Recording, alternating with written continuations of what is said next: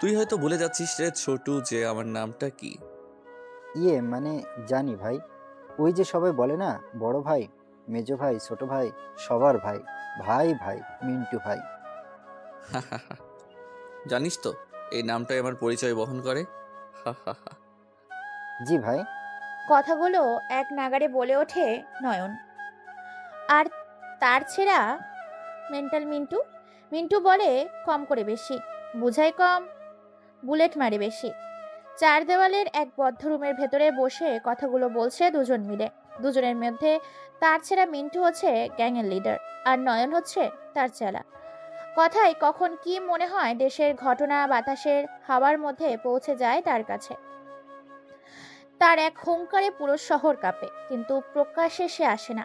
আড়ালের ভেতর থেকে দমকা হাওয়াতে লন্ডভন্ড করে দেয় পুরো এলাকা। আসলে সে একটা মাইন্ড গেমার। অল্প বয়স থেকেই সে রাজনীতিতে নয়, বরং পলিটিক্সে বেশি বুবুর্চির এক ছেলে। সে খুব সহজে ইশারার মাধ্যমে বুঝিয়ে দেয় কোন পয়েন্টে কোথায় গিয়ে সহজে ওই জিনিসটাকে নিজের আয়ত্তে করে পাওয়া যাবে। পদে পদে মারে মাইন্ড গেম, আর এক গেমে উন্মাদ পুরো এলাকা। সে রাজনীতিতে নয়, বরং পলিটিক্সে অনেক বেশি বিশ্বাসী করে, কারণ সে মনে করে রাজনীতির থেকে পলিটিক্স অনেক বেশি টাকা। আর সে শুধু বুঝে আর চিনে টাকা। টাকা ইজ টাকা। তার মুখে আর মনে একটাই কথা, টাকা থাকলে দুনিয়াকে সে কিনে নিতে পারবে। তাই সে টাকার জন্য পারে না এমন কোনো কাজই নেই। তার নামের ভয়টা ঢুকিয়ে দিতে চায় সারা বিশ্বের, সরিয়ে দিতে চায় তার পাওয়ার সবার মাঝে। সরকারকে পর্যন্ত সে নিজের আয়ত্তে পরিচালনা করতে চায়।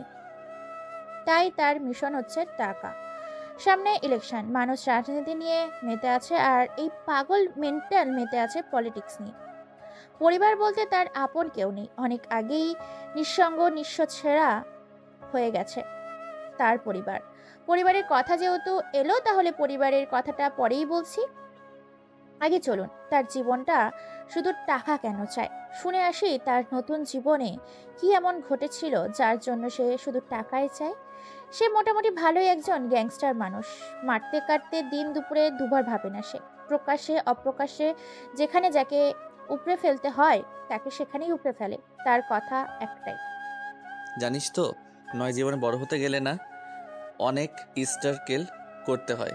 যেমন বড় কিছু পেতে হলে ছোট জিনিসগুলোকে ছেড়ে দিতে হয়। ভাই, আপনার সাথে অনেক দিন হলো থাকছি, অনেক কিছু শিখেছি, অনেক টাকার মালিক হয়েছি। আমাদের জ্ঞানটা আপনার নির্দেশেই চলে। জানিস তো সবাই বলে ভালোবাসা নাকি টাকা দিয়ে কেনা যায় না, তবে আমি মনে করি টাকা থাকলে শুধু ভালোবাসা নয়, বরং পুরো পৃথিবীটাকে নিজের হাতে আনা যায়। ভাই, এতদিন হয়ে গেল আপনার সাথে আছি থাকছি, কিন্তু আপনার সম্বন্ধে কোনো কিছুই জানলাম না। আপনার পরিবারকে, আপনার পরিবারের কি হয়েছিল? আর আপনি কবে থেকে ভাই এই পদে এসেছিলেন? পৃথিবীটা অনেক ছোট, কিন্তু পৃথিবীর ভেতরটা অনেক বড়। আমরা মুখ দিয়ে বলি জীবনটা অনেক সহজ, কিন্তু জীবনটা কতটা কঠিন সেটা কেউ জানে না। কথাগুলো বলে হা হা করে হাসতে থাকে। কথাগুলো অবান্তর হলেও কথাগুলোর মানে খুঁজে পায় না নয়ন। চার দেওয়ালের রুমের মধ্যে বসে দুজনে যখন ক্রাইম বোর্ডে মেতে উঠে খেলতে, তখন হঠাৎ করে ফোনটা বেজে ওঠে নয়নের। ফোনের ওপাশ থেকে ভাঙা গলায় মৃদু আওয়াজে একজন তরুণ যুবক বলে ওঠে। আসসালামু আলাইকুম ভাই। ওয়ালাইকুম আসসালাম। কিরে, কেমন আছিস তোরা? নতুন কোনো খবর পেলি? জি ভাই, আলহামদুলিল্লাহ আমি ভালো আছি। আপনি কেমন আছেন? আর হ্যাঁ, আমাদের বসকে আমাদের পক্ষ থেকে সালাম জানিয়ে দিবেন। হুম। ভাই, পাকা খবর আছে, কথাগুলো মন দিয়ে শুনুন। আমি আপনাদের কথা অনুযায়ী পুরো সেকশনে ছেলেপেলে লাগিয়ে দিয়েছি। তারা একটা সেক্টরে 1 কোটি করে টাকা দিয়েছে। শুধুমাত্র এই ইলেকশনটা জিতে গেলে সাধারণ মানুষের পথে নেমে যাবে। ও যেমন 2 হাতে টাকা উড়িয়ে দেয়, তেমনি ও 4 হাতে টাকা নিজের পকেটে পুরবে। আমি জানি। আমি বসের সাথে কথা বলে ফাইনাল ডিসিশনটা জানিয়ে দেব। তোরা আরও খোঁজ খবর নে। ও যেন কোনোভাবেই এবার ইলেকশনটা জিততে না পারে। কারণ তোরা জানিস, বস রাজনীতিতে নয়, বরং পলিটিশিয়ানে বিশ্বাসী। কথাগুলো বলে ফোন কেটে দেয় আব্দুল নামে সেই ছেলেটি। নয়ন তার ফোনটা পকেটে পুরে নেয়।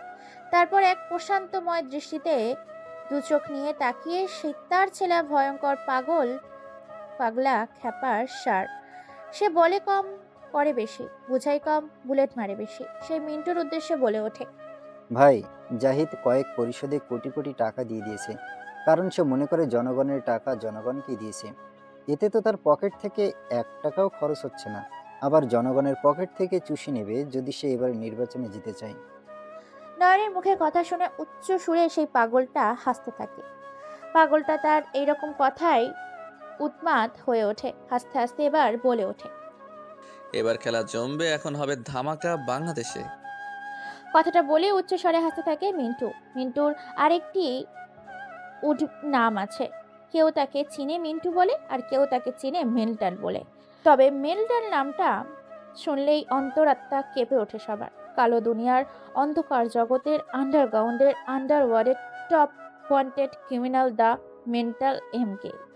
সবাই মেন্টাল বলে চিনে, তার আসল নাম যে মিন্টু এটা কেউ জানে না। সবাই জানে মেন্টাল ভাই বলে। মেন্টাল কোনো কথা ছাড়াই পকেট থেকে ফোনটা বের করে 3 ডিজিটের একটা পিন নেয়, ইউজ করে কম্পিউটারে। তারপর সেখান থেকে ইন্টারপ্রেস করে 124525 কোডটি ব্যবহার করে কম্পিউটারের ব্রাউজ লগ ইন করে নির্বাচন কমিশনের অফিসারের পুরো কম্পিউটার জুড়ে বিচরণ করতে থাকে আর হাসতে থাকে। ফোনটা কেটে দিয়ে বলে ওঠে নয়নের উদ্দেশ্যে, কিরে, কোথায় কি করতে হবে তোকে বোঝাতে হবে না, নাকি তুই নিজেই তুলে আনবি ওকে? ভাই, কাজ হয়ে যাবে, ওকে তুলে নিয়ে আসছি। হুম। তারপর নয়ন ওখান থেকে বেরিয়ে চলে যায়। পরিত্যক্ত নিস্তব্ধ বাগান বাড়ির সেই পরিত্যক্ত বাড়ির ভেতর থেকে বেরিয়ে পড়ে অজানা এক আগন্তুকের রূপ অজানা গন্তব্যের উদ্দেশ্যে।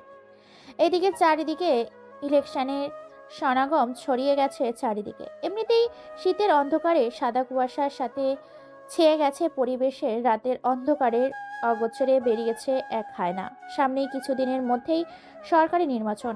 এর মধ্যে শহরে পড়ে গেছে তাণ্ডব। মানুষের অন্তরাত্মায় আজরাইলের চেয়েও ভয়ঙ্কর এক নাম ভয়ে ঢুকে গেছে, যে নামটা শুনে মানুষ ঘরের বাইরে বের হতে ভুলে যায়।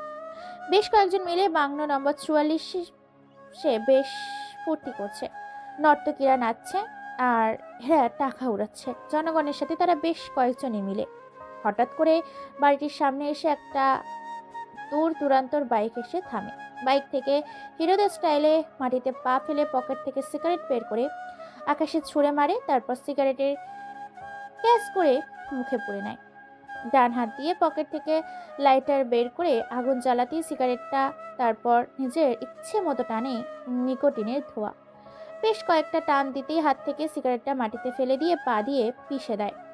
তারপর একটা ঠোঁটের নিচে মুচকি স্মাইল দিয়ে গুটি গুটি পায়ে এগিয়ে যায় ঘরের দরজার সামনে। চোখে সানগ্লাস, পরনে স্টাইলিশ জার্মানি ব্র্যান্ডের একটা প্যান্ট, মাথা থেকে কোমর পর্যন্ত একটা কালো জ্যাকেট, আফগানিস্তানের ব্র্যান্ডের জ্যাকেট। চোখে যেই সানগ্লাসটা লাগিয়েছে ওই সানগ্লাসটা ব্র্যান্ড হচ্ছে মালয়েশিয়া। হাতে গ্লাভস ও ব্র্যান্ডেড ঘড়ি দেখে মনে হচ্ছে এটা কাতারের ব্র্যান্ডের তৈরি করা। মাথায় একটা কালো রঙের টুপি, এই টুপির ভুটান দেশ থেকে নিয়ে এসেছিল। কোমর থেকে পিস্তলটা বের করে তার সামনে নিয়ে আসে, জ্যাকেটের ভেতরে হাতার সামনে রাইফেলটা নিয়ে নেয়। রাইফেলের ব্র্যান্ডেড হচ্ছে the most government of criminal the power of bank, হায়না দ্য কিলার, আন্ডারওয়ার্ল্ডের দ্য গ্রেট শীর্ষ মাস্তান অ্যান্ড আন্ডারওয়ার্ল্ডের the criminal of the killer boys mental. রাইফেলটা বাংলাদেশের তৈরি করা, কিন্তু রাইফেলের ভেতরে যে বুলেটগুলো আছে সেই একটা বুলেট তৈরি করা হচ্ছে চীন দেশের। চীন দেশ থেকে আগত তার একটা বুলেট। হয়তো তার ইশারা ভুল হতে পারে, কিন্তু যার শরীরে বুলেট লাগে তাকে উপরের টিকিট ধরাতে মোটেও মিস করে না এই চীনের তৈরি বুলেট। দরজার সামনে এসে আগন্তুকটা দাঁড়ায়। তারপর পকেট থেকে হাতটা বের করে দেওয়ালের কলিং বেল বাজিয়ে দেয় 3 বার। টুং টুং শব্দের ভেতর থেকে একজন এসে দরজা খুলে দেয়। দরজা খোলার সাথে সাথেই ছেলেটি আগন্তুককে দেখার আগেই মাটিতে লুটিয়ে পড়ে। কেননা ছেলেটি দরজা খুলেই চোখ মিলে তাকানোর আগেই দরজার বাইরে যে আগন্তুকটি দাঁড়িয়েছিল সে আগন্তুকটি ধারওয়ালা ব্লেড দিয়ে ছেলেটির গলার শিরা উপশিরা শ্বাসনীলা কণ্ঠনালী এক টানে ছিদ্র করে দেয়। মুহূর্তের মধ্যে ফিনকি কেটে তাজা লাল রক্ত বের হতে থাকে। সমুদ্রের ঢেউয়ের চেয়ে দ্রুত বেগে শরীরের বয়ে জমিনে পড়তে থাকে। ছেলেটির চোখ মেলে তাকানোর আগেই চোখ বন্ধ করে জমিনে পড়ে যেতে নিলে আগন্তুকটি তার ডান পাটা বাড়িয়ে দেয় ছেলেটির মাথায়, তার পায়ের মধ্যে দিয়ে পড়ে। তারপর আগন্তুকটি ছেলেটির মাথাটাকে খুব যত্ন সহকারে জমিনে ফেলে দেয়, কেননা আগন্তুকটি জানে যে গুলি করলে শব্দ হবে অথবা ছেলেটি চিৎকার করবে। তাই বুদ্ধি খাটিয়ে আগন্তুকটি মেন পয়েন্টে তার শিল বসিয়ে দিয়েছে। তার ক্যারেক্টার নেই কোনো ক্ষমা, নেই কোনো দাড়ি, একেবারে ফুল স্টপ। ভেতরে কয়েকজন রাজনৈতিক দলের নেতা বসে বেশ নর্তকীদের নাচ দেখছে। তাদের সাথে ওর উন্মাদ হয়ে মেতে উঠেছে তখনই তাদের ভেতর থেকে সম্রাট নামের এক রাজনৈতিক নেতা হালকা হেসে বলে ওঠে, আরে ওই নৎকি, শুধু কোমর নাচালেই হবে নাকি? আমাকেও সুখ দিতে হবে। আয় রে আয়, আমাকে সুখ দে, তোকে টাকার বিছানায় শুয়ে রাখবো। এদিকে প্রায় 10 জনের মতো সিকিউরিটি পুরো হল রুমটাকে ভালো করে নজরদারি করছে, যেন বাইরে থেকে কেউ ভেতরে প্রবেশ করতে না পারে। তারা সেই লোকটিকে বাইরে যেতে দেখেছিল, কিন্তু ছেলেটি বাইরে থেকে আর ভেতরে আসতে দেখেনি। একটি সিকিউরিটি গার্ড দরজা দিকে এগিয়ে যায়। আগন্তুকটি গুটি গুটি পায়ে এগিয়ে আসে। যখনই আগন্তুকটি দরজা বেয়ে ভেতরে প্রবেশ করতে যাবে, তখনই সিকিউরিটি গার্ডটি বের হয়। সিকিউরিটি গার্ডটি কোনো কিছু বুঝে ওঠার আগেই আগন্তুকটি পকেট থেকে একটা ধারালো চাইনিজ ছুরি বের করে মাথার মাঝ বরাবর কপালের ওপর কোপ দিয়ে দেওয়ালে গেঁথে দেয় সেই সিকিউরিটি গার্ডটির মাথাটি। সিকিউরিটি গার্ডটি যখনই আহা বলতে যাবে, তখনই তার মুখের ওপর 5 আঙুলের গোটা হাত ঢুকিয়ে দেয়। তারপর তার মুখের ভেতর থেকে কণ্ঠনালীটা ছিঁড়ে বের করে নিয়ে আসে। আগন্তুকটি মুচকি একটা হাসি দেয়, সেখান থেকে কেটে পড়ে। আর সেই সিকিউরিটি গার্ডটি ঠাই মূর্তির মতো দাঁড়িয়ে থাকে। রুমের মধ্যে বসে আসে সম্রাট, মুক্ত, মোজারুল এবং সাকিব। ওদের মধ্যে থেকে প্রায় 5 জনের মতো নর্তকীরা তাদের অঙ্গ নাচানো নাচ দেখিয়ে তাদেরকে মাতাল করে রাখে। সম্রাট নামের সেই মধ্যবয়স্ক ব্যক্তিটি বলে ওঠে, ওই ফিগারওয়ালা নৎকি, তুই আমার কোলে এসে বস। আরও কিছু বলতেই মুখটা হা করেছে সম্রাট, কিন্তু শেষ কথাটি উচ্চারণ করার আগেই হঠাৎ কোথা থেকে যেন ঝড়ের মতো সিডর তুফান হায়রা রকেটের গতিতে এসে সম্রাটের শরীর থেকে মাথাটা আলাদা করে মাথার উপরে পা দিয়ে দাঁড়িয়ে যায় একটা অজানা আগন্তুক। আগন্তুকটা রামদা থেকে ঠপ ঠপ করে এখনো ফ্লোরের ওপর রক্ত পড়ছে। ছটফট করতে করতে সম্রাটের সাদা ফ্লোরটা রক্তে লাল হয়ে গেছে। উপস্থিত বাকি 3 জন এই দৃশ্য দেখে যে যার জায়গা পদত্যাগ করে অন্তর আত্মাসহ কেঁপে ওঠে সবার। সবার চোখে এক আতঙ্ক, ভয়, পিন পিন নীরবতা বিরাজ করছে। পুরো রুমটা নিস্তব্ধ হয়ে গেছে। সেখানে এতক্ষণ চলছিল ডিজে গান, সেখানে শুরু হয়েছে আর্তনাদ। ছেলেটার দিকে এক দৃষ্টিতে তাকিয়ে আছে সবাই। এখনো মাথা তুলে তাকায়নি সামনে দাঁড়িয়ে আছে। মাথা কাটা দেহটি এখনো সেখানেই ছটফট করছে। মাথাটা এখনো লাফালাফি করছে ফ্লোরের উপর।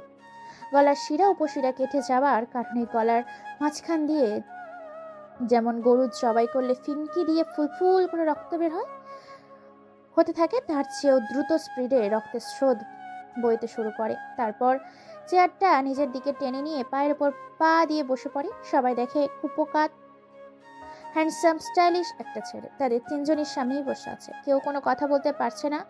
নর্তকীরা লুকিয়ে পড়েছে। তারা 3 জন হাঁ করে এক দৃষ্টিতে তাকিয়ে আছে যুবকটির দিকে। যুবকটি একটি হাসি দিয়ে বলে ওঠে, আমি শুনেছি এখানে একটা ডিল হতে চলেছে, প্রায় 300 কোটি টাকারও বেশি। আমি চাই এই 300 কোটি টাকা পুরো আমাকে দিয়ে দেওয়া হোক ট্যাক্স হিসেবে। আগন্তুকটা মুখে এরকম কথা শুনে উপস্থিত থাকা 3 জন যেন আগন্তুকটি এরকম কথা শুনে যেন যাত্রাপালার টিকিট কেটে ঢোকার কথা বলছে। তার এরকম কথায় উচ্চস্বরে হাসতে থাকে তারা 3 জনে। উপস্থিত থাকে 3 জনের মধ্যে থেকে সাকিব বলে ওঠে, কি রে খাঙ্কির পো, তুই কি বলিস? আমরা রাজনীতি করে জনগণের কাছ থেকে কোটি কোটি টাকা কামাবো এত কষ্ট করে, আর তোকে সেই টাকা দিব?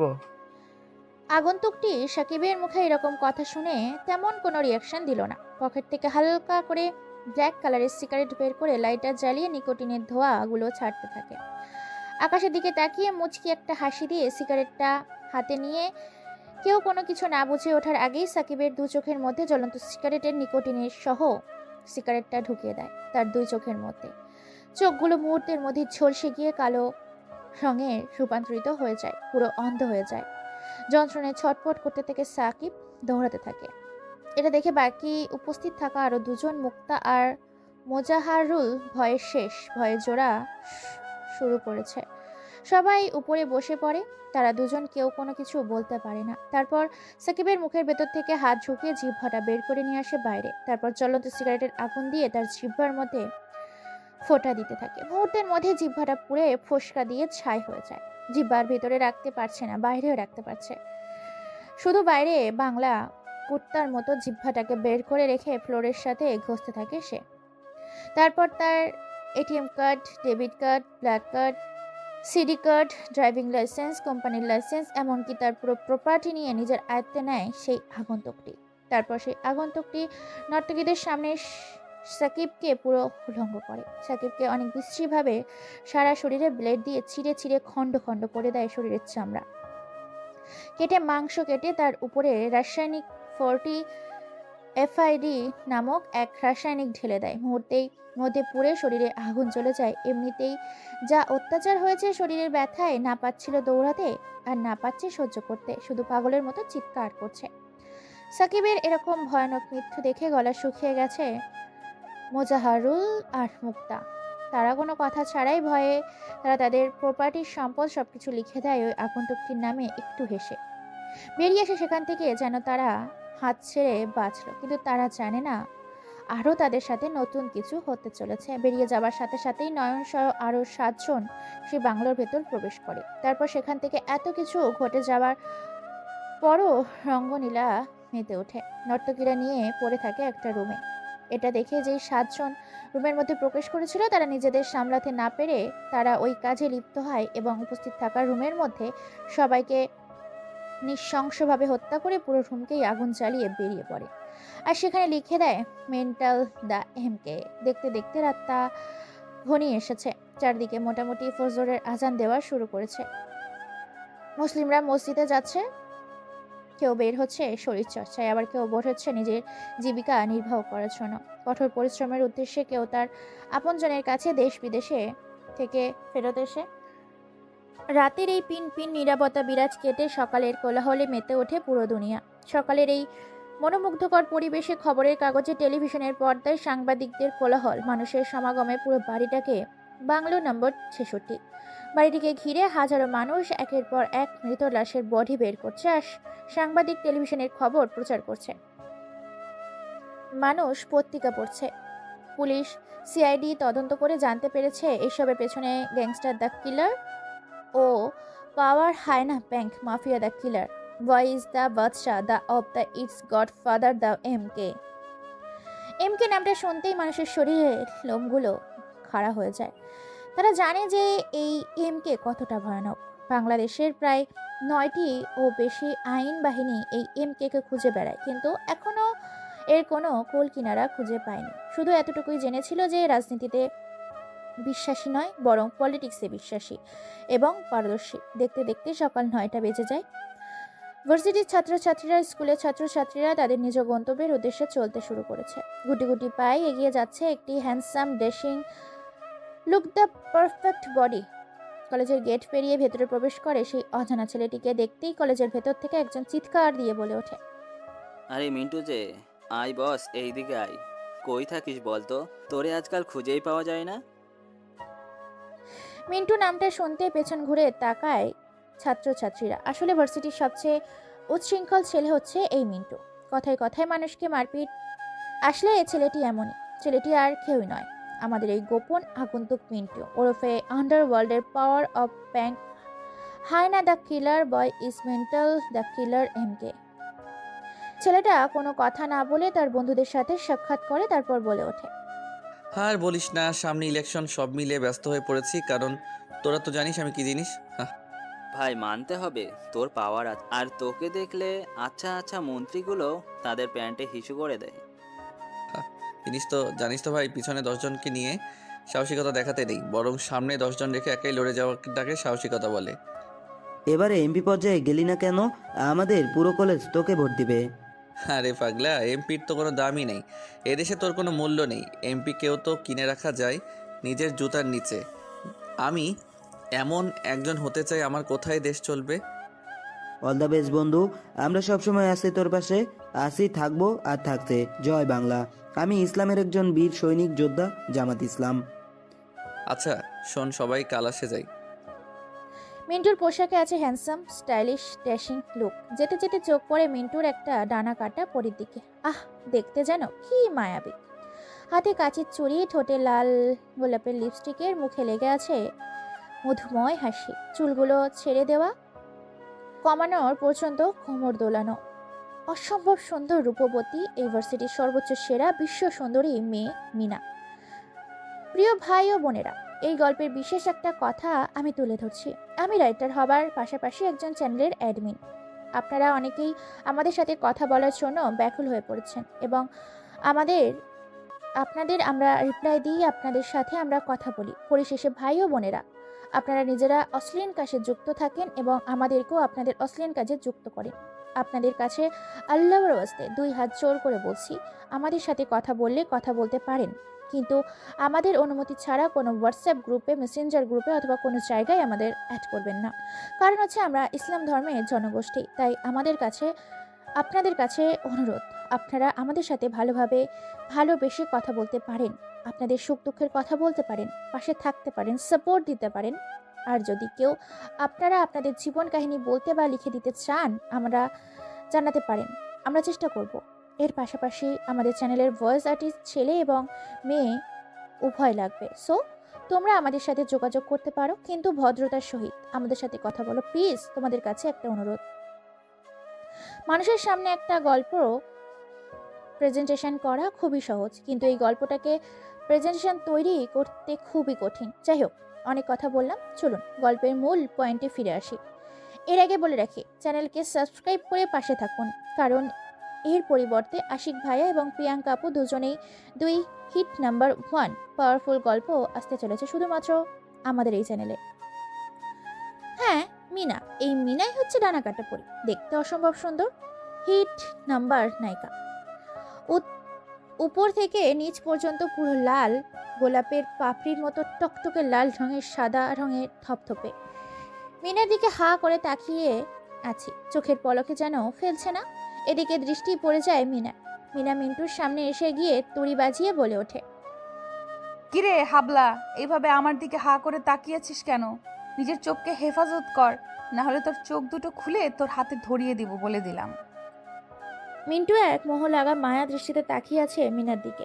মিনা এই বলে যখনই চলে যেতে নিবে, তখনই পেছন থেকে কয়েকজন ভরা মাঠে মিনার হাতটা টান দেয়। ভার্সিটির ভরা মাঠে জনজন দিয়ে ভরা। ভার্সিটির ছাত্রছাত্রীরা হা করে তাকিয়ে আছে দুজনের দিকে। সবার সামনে জড়িয়ে ধরে মিনাকে। হালকা করে মিনার গেলে ছোট্ট করে একটা লাভ কিস দিয়ে বলে ওঠে মিন্টু, হাহা, তুই জানিস আমি কে? আমি মিন্টু। তোর বাবাকে বলে দিস আজ না হয় কাল, কাল না হয় পরশু, পরশু না হয় পরশু, আর পরশু না হয় তরশু তোকে আমার করেই ছাড়বো। জানিস তো আমার নামটা কি? সবার ভাই, বড় ভাই, মেজো ভাই, ছোট ভাই, মিন্টু ভাই। শালা, তোকে তো দেখে নিব আমি। তুই জানিস না আমার বাবা কতটা ভয়ঙ্কর, আর আমার ভাইয়া, তুই তো বিরোধী দলের ফাটি।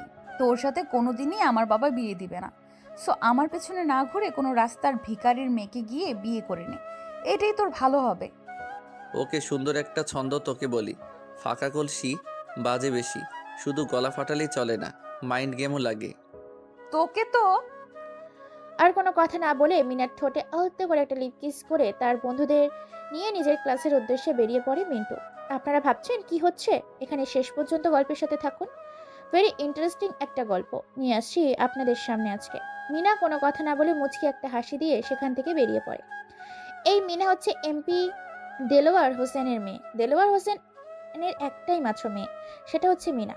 টাকা আর সম্পদের কোনো অভাব নেই, সাথে সম্মান বিলাসবহুল জীবনযাপন তাদের। তার মেয়ে মিনাও এই ভার্সিটির একজন শিক্ষার্থী। মিনার চাচাতো ভাই মিন্টু, আর মিন্টুই হচ্ছে চাচাতো বোন মিনা। আপনারা ভাবছেন তাহলে দুজনে কি হলো? আসলে মূল কাহিনী হচ্ছে মিন্টু মিনাকে ভালোবাসে আর মিনা মিন্টুকে ভালোবাসে, একে অপরকে খুব ভালোবাসে, তাদের নিজেদের প্রাণের থেকেও বেশি ভালোবাসে। সকালে আজকে এই কাহিনীটা ঘটিয়েছে তারা, যার কারণে রেগে আছে ভীষণ মিনা মিন্টুর ওপরে। আসলে মিনা আর মিন্টু একই বাড়িতে থাকে, কিন্তু কালকে মিন্টু সারা রাত বাড়িতে যায়নি বলে ভীষণ রেগে যাচ্ছে মিনা। কারণ সে সারা রাত মিন্টুকে জড়িয়ে ঘুমাতে পারেনি, তাই তার মাথা ভীষণ গরম আছে তার প্রতি। সকালেও বাড়িতে যায়নি, সরাসরি ভার্সিটিতে চলে এসেছে। এমনকি দুজনের বিয়েও হয়ে গেছে, পারিবারিকভাবে তাদের বিয়ে দেওয়া হয়েছে। অল্প বয়সে তারা নিজেরাই নিজেদের মতের ইচ্ছে বিয়ে করে নেয়, যাতে নিজেদের কোনো পরকে যুক্ত না হতে হয় সেজন্য।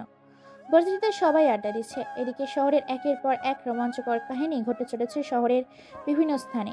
পাওয়া যাচ্ছে রাজনৈতিক নেতাদের লাশ, শহরে হরতাল, বিভিন্নভাবে তাণ্ডব। সেখান থেকেই বলে ওঠে মিনার বান্ধবী সুধা। কি রে, তুই দুলাভাইয়ের সাথে এইভাবে ক্যাম্পাসে ঝগড়া করলি কেন? আজ মনে হয় দুলাভাই তোকে আদর করতে ভুলে গেছে।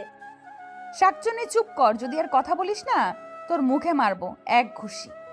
ওর আজকে কপালে দুঃখ আছে, ও আমাকে সকালে কিস না করে চলে এসেছে ভার্সিটিতে। ও জানে না ও ঠোঁটের ছোঁয়া না পেলে আমার দিনটাই ভালো যায় না। আজকে ওকে শুধু একবার পাই, তারপর ওর ক্লাস নেব ভালো করে।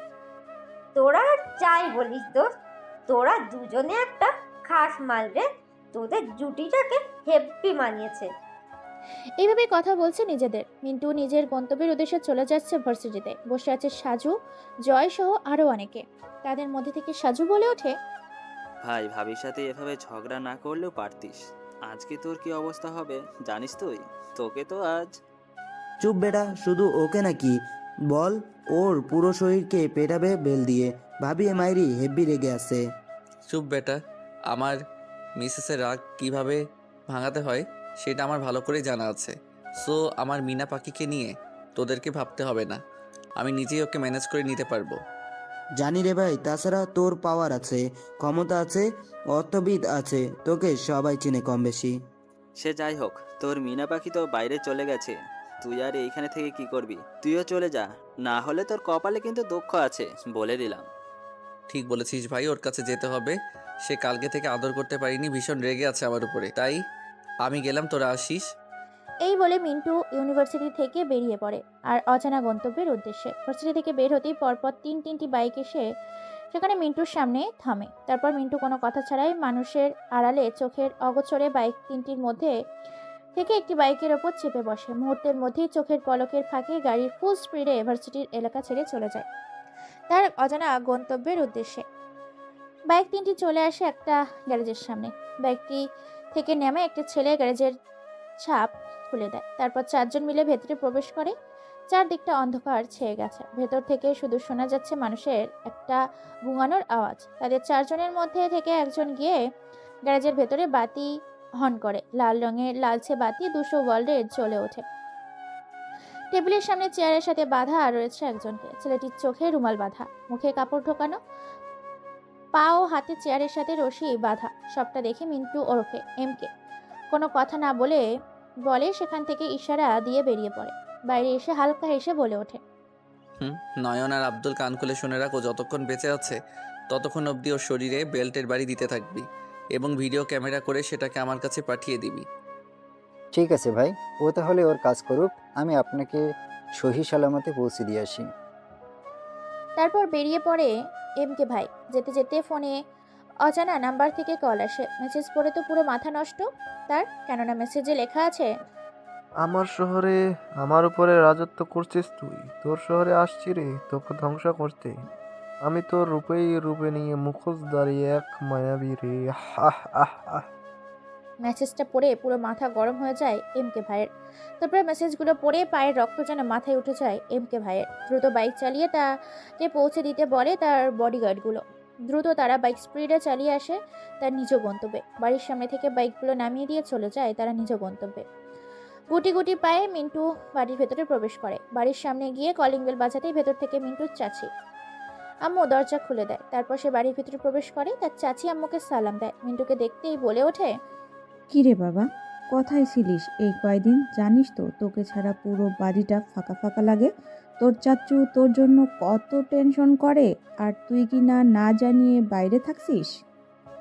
মিন্টু তার চাচি আম্মুর কথা শুনে কোনো রকম কথা ছাড়াই চাচি আম্মুর গলাটাকে জড়িয়ে ধরে আলতো গলায় বলে ওঠে, কি আম্মু, আস্তে নাস্তে শুরু করে দিলে? আমি জানি যে তোমরা আমার জন্য কত টেনশন করো, আর বাবাইকে তো বলে দিয়েছি যেন আমার জন্য টেনশন না করে। হয়েছে, আর ন্যাকামো করতে হবে না, যা ফ্রেশ হয়ে আয়। আমি তোর জন্য খাবার রেডি করছি। ওকে আম্মু, ঠিক আছে, আমি ফ্রেশ হয়ে রেডি হয়ে আসছি।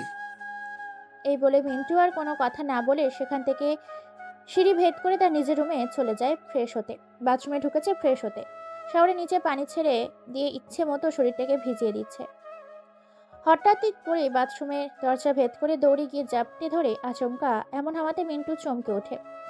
পরক্ষণেই আগন্তুকটির ছোঁয়া পেতেই বুঝে যায় যে কে এই ব্যক্তিটা। তার না দেরি করে জড়িয়ে ধরে আলতো করে চুমু খায় কপালে। অজানা আগন্তুকটি বলে ওঠে, আমার কপালে চুমু খেলে হবে না, আমার 2 ঠোঁটে চুমু খেতে হবে, তবে তোকে আজকে মাফ করব। হুম, শুধু এইটুকুই? আগে তুই এটুকু তো করে দেখা, তারপরে তোকে দেখাচ্ছি। মিনার কথা শুনে মিনাকে নিজের কোলের ওপর নিয়ে নেয়, তারপর 2 ঠোঁট নিজের দখলে নিয়ে নেয়। প্রায় 5 মিনিট এইভাবে শাওয়ারের নিচে তার 2 ঠোঁট নিয়ে ভিজতে থাকে। এদিকে মিনা পিছন থেকে মিন্টুর মাথার চুলগুলো খামচে ধরেছে প্রায় অনেকক্ষণ। এইভাবেই কেটে যায়। দুজন দুজনকে আগলে ধরেছে। ভালোবাসার এক রোমাঞ্চকর মুহূর্তে ডুকরে কেঁদে ওঠে মিনা আর বলে ওঠে কাঁদো কাঁদো গলায়, তুই আমাকে একটু ভালোবাসিস না। যদি আমাকে ভালোবাসতি তাহলে তুই আমাকে না বলে কোথাও যেতিস না। তোর সাথে এখন আর কোনো কথা নেই। কালকে আদর করতে পারিনি বলে মন খারাপ? চিন্তা করিস না, কালকের আদরটা আজকের রাতে পুষিয়ে দিব। যা দুষ্টু, আমাকে লজ্জা দিতে বুঝি তোর ভালো লাগে। এইভাবে তারা দুজন প্রায় অনেকক্ষণ ধরে শাওয়ারের নিচে ভিজে গোসল করে ফ্রেশ হয়ে নিচে জান্নাত বেগমের হাতে নিজেরাই খাইয়ে নিবে বলে খাবার নিয়ে বসে আছে ডাইনিং টেবিলে জান্নাত বেগম। তারপর দুজনেই আবার চলে আসে নিজের রুমে, সবকিছু গোছাতে শুরু করে। আর মিন্টুর চাচি দেলোয়ার হোসেনের আরবের শ্বশুর, তিনি গিয়েছিলেন রাজনৈতিকের কিছু কাজ করতে বাইরে। দেখতে দেখতে সন্ধ্যা পেরিয়ে রাত 9টা ছুঁই ছুঁই প্রায়। দুজনে কাঁথার নিচে আষ্টে পিষ্টে জড়িয়ে ধরে ঘুমিয়ে আছে। ল্যাপটপের পাশে কাজ করছে মিন্টু, আর মিনা দুষ্টুমি করছে ওর সাথে। এমন সময় বিছানার উপরে থাকা স্মার্টফোনটি মিন্টু বেজে ওঠে। ফোনের স্ক্রিনে তাকিয়ে দেখতে পায় অজানা থেকে ফোন এসেছে। ফোনটা যখনই রিসিভ করতে যাবে তখনই মিনা ফোনটা রিসিভ করেই আর বলে ওঠে, এই কে রে তোরা? তোদের আক্কেল জ্ঞান নেই?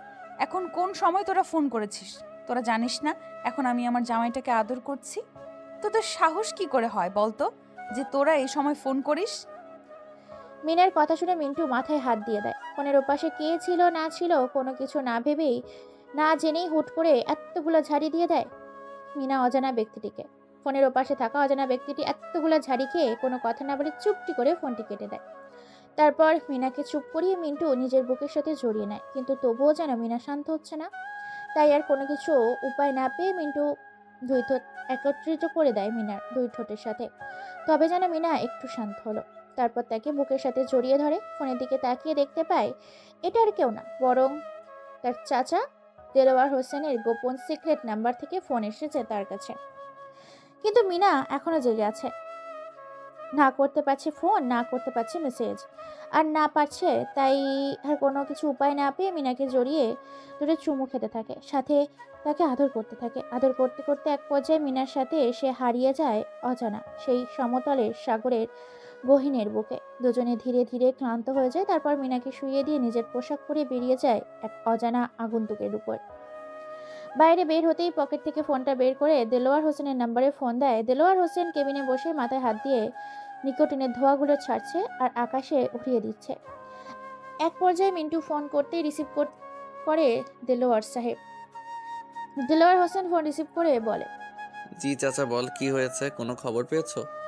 তুমি কোথায় আছো? দ্রুত আমার কেবিনে চলে আসো, তোমার সাথে আমার জরুরি কিছু কথা বলার আছে।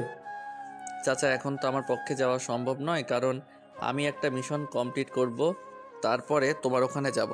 কিছুক্ষণ অপেক্ষা করো। আমি এখানে ওয়েট করছি, তোমার কাজগুলো সেরে দ্রুত আমার কাছে আসো, তোমার সাথে খুবই জরুরি বিষয়ে কথা বলার আছে। ওকে চাচা। ফোন কেটে দেয় এই বলে দেলোয়ার হোসেন। অজানা আগন্তুকটি পায়ে হেঁটে রাস্তার মাঝে আসতেই ব্ল্যাক কালারের দুটি BMW কার এসে থামে। গাড়িগুলো থেকে একজন মুখোশধারী ব্যক্তি বের হয়ে গাড়ির জানালা খুলে দেয়। তারপর ভেতরে প্রবেশ করা অজানা ব্যক্তিটি। গাড়িগুলো সেখানে আর এক মুহূর্ত দেরি না করে বেরিয়ে পড়ে অজানা এক সংগ্রামের উদ্দেশ্যে। এদিকে সামনে এই কয়েকদিনের মধ্যে নির্বাচন, তাই মানুষ এখন থেকেই আতঙ্কের সাথে হইচই লাগিয়েছে পুরো শহরে। সাংবাদিকদের খবরাখবর তোলপাড় লেগে গেছে পুরো টেলিভিশন এবং খবরের কাগজের হেডলাইনে। এদিকে রাতের অন্ধকারে একের পর এক পাওয়া যাচ্ছে রাজনৈতিক নেতাদের মৃতদেহ। গাড়িগুলো ফুল স্পিডে ফাঁকা রাস্তার মধ্যে, এই অন্ধকারে একেবারে হাই ফুল স্পিডে এই রাস্তা কাঁপানোর এক সংগ্রাম চলছে দ্রুত বেগে। অন্যদিকে আপনাদের টুনটুনি মিনা পাখি ফিনা ঘুমের ঘরে বলছে, ওই শোন, আমাকে আরো আদর কর, আমার ঠোঁটে নয় আর কপালে নয়, এবার তোকে আমার বুকে কিস করতে হবে। আমি মা হতে চাই, তুই আমাকে আরো আদর দিবি, আমাকে মা হওয়ার সুখ দিবি। মিনা স্বপ্নের ঘরে এতগুলো বলতে থাকে, বড্ড বেশি সে ভালোবাসে মিন্টুকে। গাড়ি দুটো এসে বাংলো নাম্বার 245 নম্বর বাড়িতে এসে থামে। গাড়িগুলো থেকে নামে কালো মুখোশধারী ব্যক্তিগুলো। তারপর সামনে গাড়ি জানালা খুলে দিতেই গাড়ির ভেতর থেকে অজানা আগন্তুকটি বেরিয়ে আসে। তারপর হাতের ইশারা দিতে যে যার মতো পজিশন নিয়ে নেয়। পুরো বাড়িটা অন্ধকারে ছেয়ে গেছে। দরজার মেন গেটে সাইলেন্সার বন্দুক থেকে গুলি চালিয়ে দরজা ভেঙে ভিতরে প্রবেশ করতেই পেছন থেকে হঠাৎ করে কেউ একজন আগন্তুককে, অজানা এক ব্যক্তি পেছন থেকে মাথায় আঘাত করে। মুহূর্তের মধ্যে সেই অজানা আগন্তুকটি মাটিতে লুটিয়ে পড়ে। পেছনে থাকা অজানা ব্যক্তিটি ওই আগন্তুকটিকে ফ্লোর থেকে উঠিয়ে চেয়ারের সাথে বেঁধে ফেলে। তারপর কোনো কিছু বুঝতে না পেরে আগন্তুকটি, অজানা ব্যক্তিটি হঠাৎ করে এক ভয়ঙ্কর হাসিতে মেতে ওঠে পুরো রুমটা। হঠাৎ করে মরিচ বাতির চাকচিকে চাক মতো বাটিতে জ্বলে ওঠে। আস্তে আস্তে পুরো রুমটা যেন মনোমুগ্ধকর হয়ে ওঠে। হঠাৎ করে সেই অজানা ব্যক্তিটির গম্ভীর গলার কণ্ঠ শুনতে পেয়ে যায়। কি রে, আমাকে মারতে এসেছিস? তোর এত ক্ষমতা, তোর এত শক্তি, তুই আমার রাজ্যে এসে আমাকে ধ্বংস করতে এসেছিস? জানিস তো, সিংহের গলায় সিংহ থাকলে যদি সিংহের জঙ্গলে কেউ প্রবেশ করে তাহলে বেঁচে ফিরতে পারে না। কথাগুলো বলে পুরো রুমটায় আলোয় আলোকিত হয়ে যায়। মিটমিট করে চোখ খুলছে আগন্তুকটি। সেই অজানা ব্যক্তিটিকে দেখার জন্য চোখগুলো সামনে খুলে একেবারেই অবাক, কেননা তার সামনে সে স্বয়ং তহিদুল ইসলাম দাঁড়িয়ে আছে, যে কিনা ইন্টারন্যাশনাল পজিশন, দ্য রাজনৈতিক businessman, the most industrialist Tohidul Islam. Tohidul ইসলামকে দেখে হিমকে বলে ওঠে, তুই আমাকে মেরেছিস? ইয়েস, আমি মেরেছি তোকে। তুই ভাবলি কি করে তুই আমাকে হুমকি দিয়ে আমাকে আমার সিংহাসন থেকে সরিয়ে দিবি? তোর মতো কত পলিটিশিয়ানকে আমি জমিন থেকে উপরে পাঠিয়ে দিয়েছি, আর তুই কোন জঙ্গলের আগাছা? তোকে উপরে ফেলতে দুবার ভাবতে হয় না। তহিদুলের মুখে এরকম কথা শুনে মিন্টু তো অবাক, কেননা যার খেয়ে যার পরে সিন্ডিকেট চাঁদাবাজি করছিল সেই তহিদুলই নাকি বাঁশ মেরেছে এমকের পেছনে। আরো কিছু বলতে যাবে তার আগেই তহিদুল বলে ওঠে, তুই করিস পলিটিশিয়ানের বিজনেস আর আমি করি রাজনীতিতে বিজনেস। এটাই আমাদের মধ্যে পার্থক্য। জানিস তো, বড় কিছু পেতে গেলে ছোটদেরকে কেটে ফেলতে হয়। তহিদুলের মুখে এরকম কথা শুনে কি বলবে, কোনো কিছুই বুঝতে পারে না। তবুও ঠোঁটের নিচে এক মুচকি হাসি দিয়ে এমকে বলে ওঠে, তুই মারবি আমাকে আর আসমান জমিন এক হয়ে যাবে, তবুও এই এমকের শরীর থেকে এক ফোঁটা রক্ত ঝরাতে পারবি না তোরা। তোরা ঘুঘু দেখেছিস, ঘুঘুর ফাঁদ দেখিসনি। তোরা ঝড় দেখেছিস, ঝড় কিভাবে আসে তা দেখিসনি। তাই এই এমকে কি জিনিস তোরা এখনো বুঝতে পারিসনি। এমকের মুখে এরকম কথা শুনে এবার তহিদুল হেব্বি গরম হয়ে যায়। যার কোনো কথা ছাড়াই পরপর বেশ কয়েকটা থাপ্পড় মারে এমকের গালে। কোনো কথা না বলে মুচকি একটা হাসি দেয় আর বলে ওঠে, আমার খেয়ে আমায় পড়ে আমার গায়ে হাত তুলছিস? হা হা হা। তহিদুল আর কিছু বলতে যাবে তার আগেই হঠাৎ করে কোত্থেকে যেন ঝড়ের বেগে চারদিক থেকে বুলেটের তুফান আসতে শুরু করে। এই বদ্ধ অন্ধকার ঘরের ভেতর চারদিকটা শুধু গুলির আওয়াজ শোনা যায়। হঠাৎ করে দরজা জানলা ভেঙে প্রবেশ করে প্রায় 8 থেকে 10 জনের মতো কালো পোশাকের মুখোশধারী কয়েকজন ব্যক্তি, যাদেরকে দেখে হাত থেকে পড়ে যায় তহিদুলের বন্দুকটি। তহিদুল আর চোখে তাকায় এমকের দিকে। এমকে উচ্চ স্বরে হাসতে থাকে। চেয়ার থেকে হিরোদের স্টাইলে উঠে গলার মাঝ বরাবর শ্বাসনালীতে মারে এক লাথি। প্রায় কয়েক ফুট দূরে গিয়ে ছিটকে পড়ে তহিদুল। আব্দুল নয়ন এসে হেমকের হাতে বাঁধনো পায়ের বাঁধন খুলে দেয়। নয়নের হাতে থেকে রূপার তৈরি 3 কোনিয়া চাইনিজ কুড়ালটা নিয়ে একের পর এক কলা গাছের মতো কাটতে থাকে রুমের মধ্যে উপস্থিত থাকা তার দরের ছেলেদেরকে। কারো গলায় তো কারোর পায়ে, কারোর পায়ে তো কারোর কপালে, কারোর কপালে তো কারোর পেটে, পেটে তো বুকে। একের পর এক রূপার তৈরি কুড়ালটা দিয়ে মুহূর্তের মধ্যে পুরো রুমটাকে গোরস্থানের শ্মশান বানিয়ে ফেলেছে এই এমকে। এমকে আবার বলে ওঠে, প্রশ্ন নয়, তুই তো জানিস আমি কি জিনিস, তাই কোনো কথা নয়। হামিদুল সাহেব ও তার পরিবারকে নৃশংসভাবে কে হত্যা করেছে, তুই ও কি তাদের সাথে জড়িত ছিলি? মৃত্যুর আগে সত্য কথাটা বলে যা। ভাই, আমি তো অত সব জানি না, তবে আমি জানতাম যে আপনার বাবা মাকে মারা হয়েছে। আমি এই বিষয়ের সবটা জানতাম, তবে এর পেছনে আরও অনেকজন আছে। আপনার বাবা অনেক বড় একজন রাজনীতিবিদ ছিলেন। তিনি কখনো অন্যায় করতে চাননি বলে তাকে বিপরীত দলের রাজনীতিবিদগুলো নৃশংসভাবে হত্যা করেছে কোনো এক ডিলের কারণে। আর কোনো কথা বলতে না দিয়ে পকেটের ভেতর থেকে একটা ব্লেড বের করে কলার শ্বাসনালীর ওপর চালিয়ে দেয় ব্লেডটি এমকে। তারপর নিজের রাগটাকে নিজের কন্ট্রোলে আনার জন্য পুরো শরীরে ব্লেডের আঘাত দিতে থাকে। এক পর্যায়ে পুরো শরীর চিরে খণ্ড খণ্ড করে ফেলে তহিদুলের। তবুও যেন নিজের মধ্যে একটা কন্ট্রোল হচ্ছে না। তারপর কুড়াল দিয়ে আঘাত করতে থাকে। এক পর্যায়ে বন্দুক হাতে নিয়ে বন্দুকের ভেতরে যতগুলো গুলি ছিল প্রত্যেকটা গুলি তার বুকের ওপর চালায়। তারপর সে শান্তি পায়। হঠাৎ করে চাচার ফোন পেতে সে সেখান থেকে বেরিয়ে যায়, লাশগুলোকে গুম করে দিতে বলে। হ্যাঁ, মিস্টার হামিদুল সাহেব হচ্ছেন একজন মন্ত্রী। তিনি বাংলাদেশ সেনার দেশের এক অন্যতম নীতিবান রাজনৈতিক নেতা ছিলেন। অনেকে রাজনৈতিক দলের কিছু অবৈধ নেতা কাজের জন্য আহ্বান করে এবং সত্যের পথে থাকার জন্য হামিদুল সাহেব কোনোভাবেই তাদের সাথে ডিল করতে রাজি হয় না বলে তার পুরো পরিবারকে নৃশংসভাবে হত্যা করে এবং হামিদুল সাহেবের ছেলে হচ্ছে হেমকে। তারপর তাদেরকে নৃশংসভাবে সেখানে মেরে তার দল লাশগুলোকে গুম করে দিতে বলে। সেখান থেকে বেরিয়ে যায় এমকে তার চাচার উদ্দেশ্যে। এদিকে দেলোয়ার হোসেন নিজের অফিসে বসে কাজ করছে, তখনই বাইরে থেকে বলে ওঠে, ভিতরে আসতে পারি? এমকের গলার আওয়াজ শুনতে পেয়ে রুমের ভেতর থেকে চেয়ারের ওপর বসে থাকা দেলোয়ার হোসেন বলে ওঠে, ভেতরে আসো, তোমার সাথে খুবই গুরুত্বপূর্ণ কিছু আমার বিষয়ে কথা বলতে হবে। তুমি চেয়ারের উপরে বসে পড়ো। জি আব্বু, বলো তোমার কি বলার আছে। দেখো বাবা, তোমাদের বিয়ের অনেক দিন হয়েছে, আমি আর কোনো কথা শুনতে চাই না। আমি এখন আমার নাতি নাতনি চাই, কারণ অনেক তো বয়স হলো, আর রাজনীতি করতে চাই না। ঠিক আছে, তো বলো তোমার কি চাই চাচু। দেখ বাবা, মূল বিষয় হচ্ছে তোকে আমি কিছু গুরুত্বপূর্ণ কথা বলতে চাই, আর সেগুলো তুমি মনোযোগ দিয়ে শোনো। তোমার বাবা আর মা কোনোদিন অন্যায়ের সাথে অপচয় করেনি, আমিও করিনি, আর তুইও করবি না। চাচু, তোমার কি হয়েছে বলো তো, এসব কেন বলছো তুমি?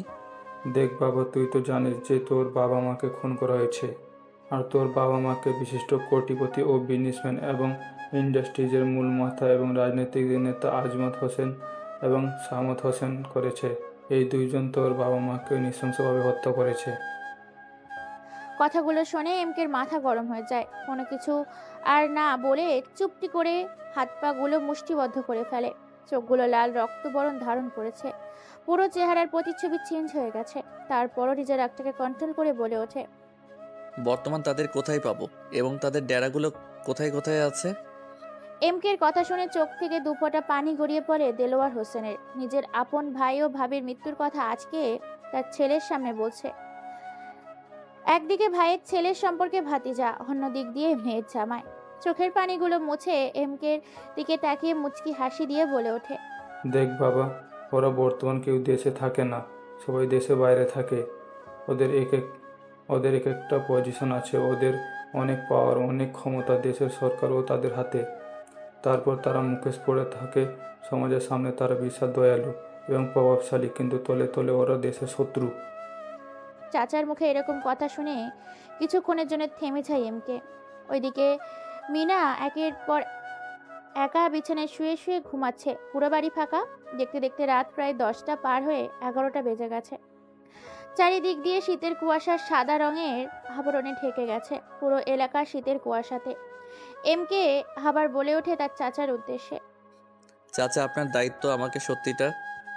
এমকের কথা শুনে দেলোয়ার হোসেন ফোনের দিকে তাকিয়ে আবার বলতে শুরু করে, এই নাও তাদের সবার ছবি, এদের মধ্যে থেকে কয়েকজনকে মারতে পারলে তারা দেশে ফিরে আসবে এবং তুমি তাদের উপর প্রতিশোধ নিতে পারবে।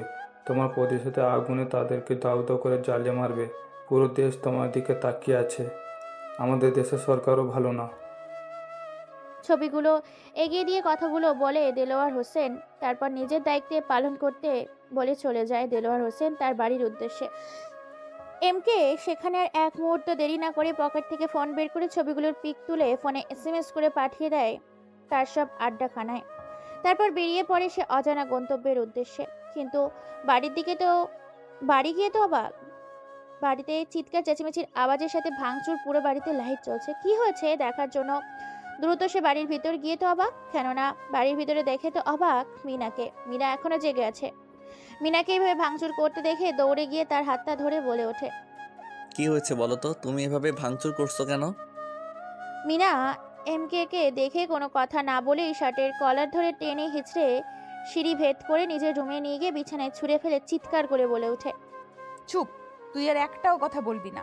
এখন রাত 12টা বাজে। তুই কোথায় গিয়েছিলিস? কেন গিয়েছিলিস? কার সাথে দেখা করতে গিয়েছিলিস? তোকে তো আজকে আমি মেরেই ফেলবো। কথাগুলো শুনে চমকে যায় এমকে, তবুও নিজের রাগটাকে কন্ট্রোল করে একটা হাসি দিয়ে আলতো করে মিনার ঠোঁটে চুমু খেয়ে বলে ওঠে। চুপ কর, আমি আর একটা কথা শুনতে চাই না, শুধু তুই শুনবি। শালা, তুই চুপ কর। জানিস তোর জন্য আমাকে কত কাঁদতে হয়েছে? তুই কি আমার চোখের পানির দাম দিয়েছিস? তুই কেন আমাকে ছেড়ে রাতের আধারে বেরিয়ে গেলি? তোর সাহস হয় কি করে? আমার বেবি চাই মানে বেবি চাই। তুই আজকে আমাকে বেবি দিবি, না হলে আমি নিজেকে শেষ করে দিব। এমকে আর মিনাকে কোনো কিছু বলার সুযোগ না দিয়ে সোজা তাকে ধাক্কা দিয়ে খাটের ওপর শুয়ে দেয়। তারপর নিজে তার উপর শুয়ে পড়ে। মিনার মুখে এরকম কথা শুনে নিজের মধ্যে একটা রাগ চেপে বসে, তাই সে পাগলের মতো ঝাঁপিয়ে পড়ে মিনার ওপরে। তারপর মিনাকে নিয়ে ধীরে ধীরে ডুব দিতে থাকে ভালোবাসার সাগরে। সেখানে শুধু সুখ আর সুখ, ভালোবাসা আর ভালোবাসা। মিনা আর সহ্য করতে না পেরে বলে ওঠে। প্লিজ, অনেক হয়েছে, এখন আর না। আমি অনেক ক্লান্ত হয়ে গেছি, আর ভালো লাগছে না। এখন আমি রেস্ট নিতে চাই। মিনার কথা শুনে মিন্টু এবার আরো বেশি করে অত্যাচার করতে শুরু করে। আগে তো লিমিটের মধ্যে ছিল, এখন লিমিট ক্রস করে ফেলেছে। গগন কাঁপানো উচ্চ স্বরে হাসতে হাসতে বলে ওঠে মিন্টু। এখন আর ছাড়ছি না। এতক্ষণ তোমার বেবি চাই বলে আমার কানটা ঝালাপালা করে দিচ্ছিলে, আর এখন বলছো আর লাগবে না। এটা কেমন করে হয়? যতক্ষণ না আমি চাইছি ততক্ষণ আমার সাথেই থাকতে হবে। এ বলে কখন এসে তারা ঘুমিয়ে গেছে সেদিকে কোনো খেয়ালই নেই। সকাল 7টা বাজে। হঠাৎ করেই ফোন বেজে ওঠে মিন্টুর, আর মিন্টু সে তো নাক ডেকে ঘুমাচ্ছে। মিনার ঘুম ভেঙে যায়। মিনা ঘুম ঘুম চোখে ফোনটা রিসিভ করে, আর ওপাশে থাকা ব্যক্তিটা বলে ওঠে। কি রে শালা কুত্তার বাচ্চা, তোর সাহস কি করে হয় আমার বিরুদ্ধে কথা বলার? তুই জানিস না আমি কে? হঠাৎ করে ফোনের ওপাশে এরকম কারো হুঙ্কার শুনে আচমকা চমকে ওঠে মিনা। মিনার ঘুম ঘুম ভাব কেটে যায়। মিনা কিছু বলতে যাবে তার আগেই আবার বলে ওঠে। কি রে এখন কথা বলিস না কেন? এখন কোথায় লুকিয়ে গেলি ইঁদুরের মতো? যদি তোর সত্যিকারের ক্ষমতা থাকে ও সাহস থাকে, তাহলে আমার ডেরায় এসে আমাকে তুলে নিয়ে যা। কথাগুলো বলে কোনো কিছু বলার সুযোগ না দিয়ে ফোনের ওপাশে থাকা ব্যক্তিটি ফোনটা কেটে দেয়। ফোনের দিকে হা করে ড্যাব ড্যাব করে তাকিয়ে আছে মিনা। একবার ফোনের দিকে তাকাচ্ছে তো আরেকবার মিন্টুর দিকে তাকাচ্ছে। অবশেষে তাকে পরে জিজ্ঞাসা করবে বলে ফোনটা রেখে দিতে যাবে, তার আগে হাতে থাকা ফোনটি বেজে ওঠে। ফোনটা রিসিভ করতেই ফোনের ওপাশে থেকে আবার কেউ একজন বলে ওঠে। হ্যালো ভাই, আপনি বর্তমান কোথায় আছেন? ওদের দলের 4 জনকে আমরা তুলে এনেছি। শালাগুলো আপনার সম্বন্ধে অনেক বাজে বাজে কথা বলছে। কি করব বলেন? একেবারে দুনিয়া থেকে সরিয়ে দেব নাকি আপনার জন্য রেখে দেব? কথাগুলো শুনে মিনা তো চমকে যায়। কি বলছে ফোনের ওপাশে থাকা ব্যক্তিরা? আপনারা ভাবছেন মিনা তো জানে যে তার রাজনীতি করে এসব করতে পারে, কিন্তু মিন্টু যে রাজনীতি করে ঠিকই, কিন্তু মিন্টুর আসল পরিচয় যে এমকে সেটা তো কেউই জানে না। এবার ফোনের ওপাশে থাকা ব্যক্তিটি আরও কিছু বলতে যাবে, তার আগেই মিনা থামিয়ে দিয়ে বলে ওঠে। হ্যালো, কে বলছেন আপনি? কাকে ফোন দিয়েছেন? আর কি সব মেরে ফেলবেন বলছেন? আপনি এই নম্বর কোথায় পেলেন? আর আপনি কাকে ফোন দিয়েছেন বলুন তো, না হলে এখন আমি পুলিশকে জানাতে সব কিছু বাধ্য হব। ফোনের পাশে থাকা নয়ন নামের ছেলেটি মিনার গলা শুনতে পেয়ে দ্রুত ফোন কেটে দেয়, যেন সে হাত ছেড়ে বেঁচে এমন ভাবতে পারেনি যে ওর ভাইয়ের বদলে ওর মিনা ফোনটা ধরবে। দ্রুত ফোনটা বন্ধ করে দেয়, কিন্তু ফোনটা বারবার বন্ধ দেখাচ্ছে। অবশেষে আর সহ্য করতে না পেরে বিছানা থেকে এমকে জোরপূর্বকভাবে তুলে উঠিয়ে রাগী কণ্ঠে বলে ওঠে, এসব কি হচ্ছে মিন্টু? বারবার তোমার ফোন আসছে, আর যতবার ফোন রিসিভ করি ততবারই কেউ তোমাকে ভাই বলে, আবার কেউ তোমাকে হুমকি দেয়, কেউ তোমার পারমিশন নিয়ে কাউকে মারতে চায়, আবার কেউ তোমাকে তার নিজের ডেরায় গিয়ে মারতে বলে, আর না হলে সে তোমাকে মারবে। এসব কি হচ্ছে? তুমি আসলে কি করো? কে তুমি বলো তো? মিনার মুখে এরকম কথা শুনে ঘুম উড়ে যায় মিন্টু। একবার ফোনের দিকে তো আরেকবার মিনার দিকে। সে কি বলবে কোনো কিছুই ভেবে পায় না। তবুও আমতামতা করতে করতে বলার আগেই কথা খুঁজে পাচ্ছে না। অবশেষে মাথা চুলকাতে চুলকাতে বলে ওঠে, আরে তুমিও না পাগল হয়েছো? ওরা আমার বন্ধুরা তোমার সাথে হয়তো ঠাট্টা করছে। শালাগুলোকে কালকে কলেজে গিয়ে আচ্ছা মতো ধোলাই দেব। একদম চুপ। আমাকে একদম মিথ্যা কথা বলবি না। আমি বুঝতে পারছি তুই কারোর সাথে ঝামেলা করেছিস, আর সে তোকে মারার হুমকি দিচ্ছে, অথবা তুই তাকে মারার হুমকি দিচ্ছিস। মিনার কথা শুনে মিন্টু হকচকিয়ে ওঠে। কি বলবে, বলার ভাষা খুঁজে পায় না। অবশেষে বুদ্ধি খাটিয়ে মিন্টু একটা ভালো প্ল্যান বের করে। খাবার ডুব দেয় মিনাকে জড়িয়ে নিয়ে বিছানার মধ্যে ভালোবাসার সাগরে। মিনা ছাড়ানোর চেষ্টা করছে, কিন্তু মিন্টু তাকে ছাড়ছে না। অবশেষে মিনা নিজেকে কন্ট্রোল করতে না পেরে আবার হারিয়ে যায় তাদের মধ্যে এক নতুন ভালোবাসার সুখ বিনিময়ের মুহূর্তে। এর মধ্যেই ফোন চেক করতে দেখতে পাই নয়ন ফোন করেছিল। নয়নকে মেসেজ দিয়ে বলে যা বলার লাগে, আর একটি ফোন নাম্বার দেয়। এই ফোনের নাম্বারটিকে ট্র্যাক করতে বলে, কারণ এই ফোন নাম্বারকে চিনে না বলে এই নাম্বারটা ট্র্যাক করতে বলে। সাথে এটাও বলে দেয় যে এই নাম্বার থেকে তাকে মারার হুমকি এসেছিল। ফোনে কি কথা হয়েছে তার সকল রকম কথাবার্তা বের করতে বলে। নয়ন এবং আব্দুলকে পই পই করে মেসেজে একটা কথাই বলে, বারবার উল্লেখ করে তাদের সেন্ড করে। অন্যদিকে তার মেসেজ পাওয়ার সাথে সাথে কাজে লেগে পড়ে। যে চারজনকে তুলে এনেছিল তাদেরকে গোডাউনের ভেতর বেঁধে রেখে এক পর্যায়ে দুজনেই ক্লান্ত হয়ে গেলে একসাথে ওয়াশরুমে গিয়ে গোসল করে বেরিয়ে আসে। তারপর ডাইনিং টেবিলে খাওয়া দাওয়া করে মিন্টু বেরিয়ে যায় তার কাজের উদ্দেশ্যে, আর মিনা চলে যায় তার বান্ধবী বিপাশার সঙ্গে কথা বলতে। কিছুক্ষণের মধ্যে গাড়ি নিয়ে পৌঁছে যায় মানুষের সমাগম ও ভিড়ে এক জনশূন্য এলাকায়, কালো দুনিয়ার অন্ধকার জগতে, সেই পুরনো গোডাউনের ভেতরে। চারজনের সামনে রাখা হয়েছে জ্বলন্ত কাঠের আগুন, সাথে পেট্রোল। এমকে এই সিদ্ধান্ত নিয়েছে আজকের মৃত্যুটা তাদের এতটাই ভয়ানক হবে যে 50,000 বছরের ঐতিহাসিক অত্যাচারের থেকেও ভয়ঙ্কর এই অত্যাচার হবে।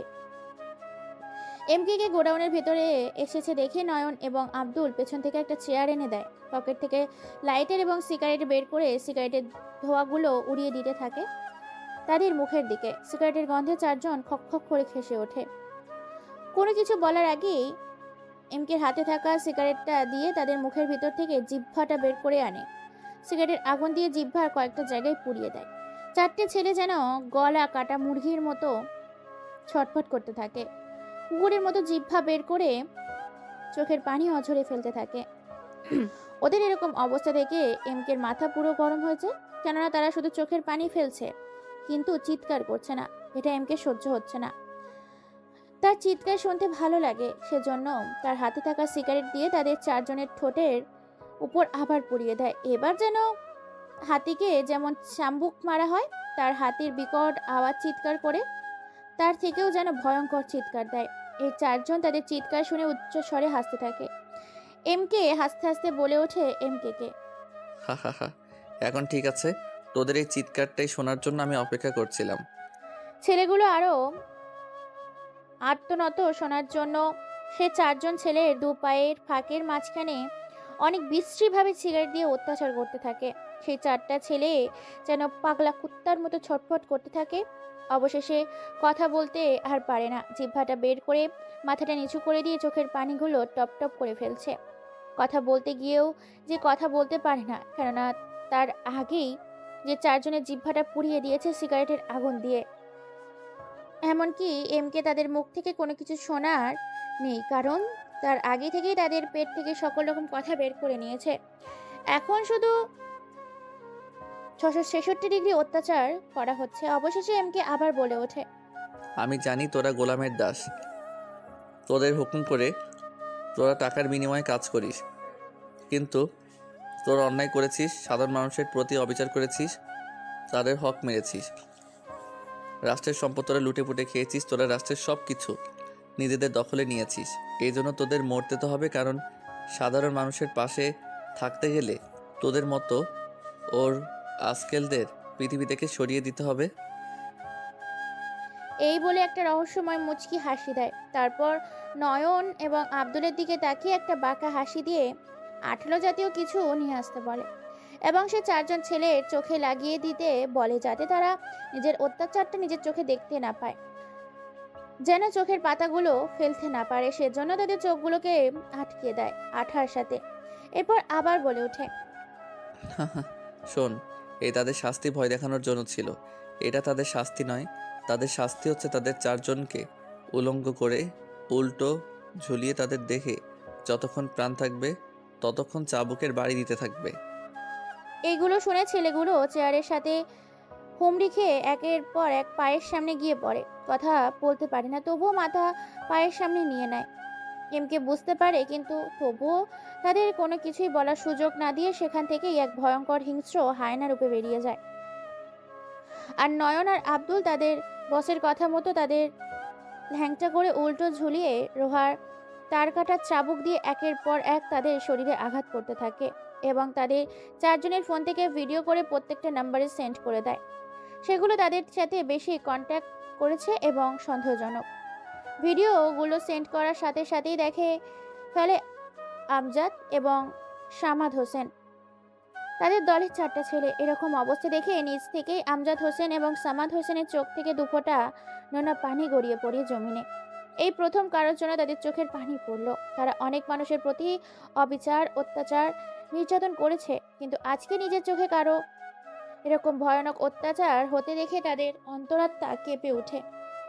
দ্রুত তাদের সবগুলো দলের লিডার এবং ছেলেপিলেকে ভিডিওগুলো পাঠিয়ে দিয়ে সতর্ক করে দেয় এবং তারা শপথ গ্রহণ করে যতক্ষণ না এই এমকে মেরে ফেলছে ততক্ষণ অবধি তারা আর সুখে শান্তিতে থাকবে না। কোন পার্টি কোন দিন কোন রাষ্ট্রীয় এবং রাজনীতিকে কাজে যোগ দেবে না। এমকের অনুসন্ধানে তারা পুরো দল, টিম এবং সে নিজেও বেরিয়ে পড়েছে।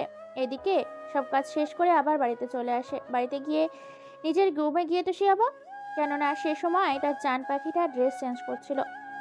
এটা দেখে মায়া ভরা এক চাহনিতে তাকিয়ে থাকে তার দিকে। হঠাৎ করে মিনার আয়নার দিকে চোখ পড়তে মিনা কাশি দিয়ে বলে ওঠে, ছি, তোর লজ্জা করে না এইভাবে লুকিয়ে কারো ড্রেস চেঞ্জ করা দেখতে?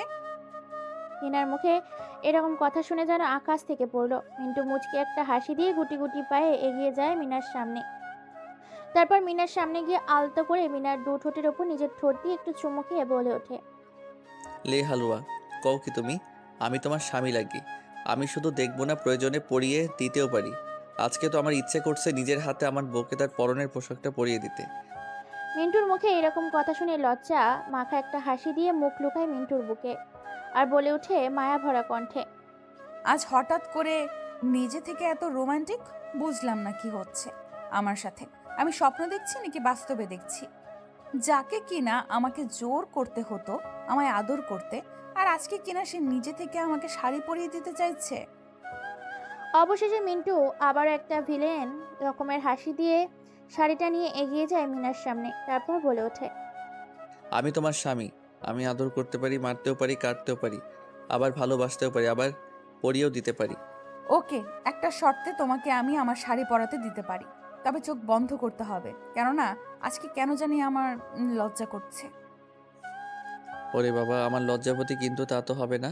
আমি চোখ মেলে সব কিছু চেঞ্জ করব, তুমি শুধু দেখতে থাকো।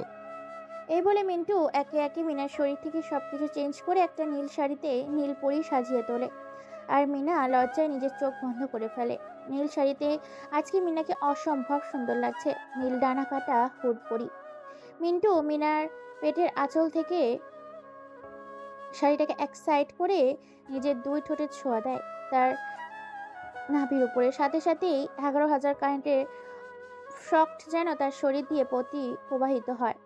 সাথে সাথে মিন্টুর মাথাখানা মিনা নিজের পেটের সাথে খামছে ধরে আর মিন্টু হাসি দিয়ে বলে ওঠে, হা হা হা, এইটুকুতে এই অবস্থা? যদি আরো কাছে টেনে নিতাম তাহলে তোমার কি হতো? তুমি কিন্তু খুব দুষ্টু হয়ে গেছো। এবার আমাকে ছাড়ো, আমাকে যেতে হবে আমার এক বান্ধবীর পার্টিতে। জানি না সে আজকে আমাকে ইনভাইট করেছে, তোমাকেও সাথে করে নিয়ে যেতে বলেছে। কিন্তু আমার তো এখন যাওয়া হবে না, অফিসের কিছু কাজ আছে। তুমি যাও, আমি তোমাকে সেখান থেকে নিয়ে আসবো। ওকে, ঠিক আছে।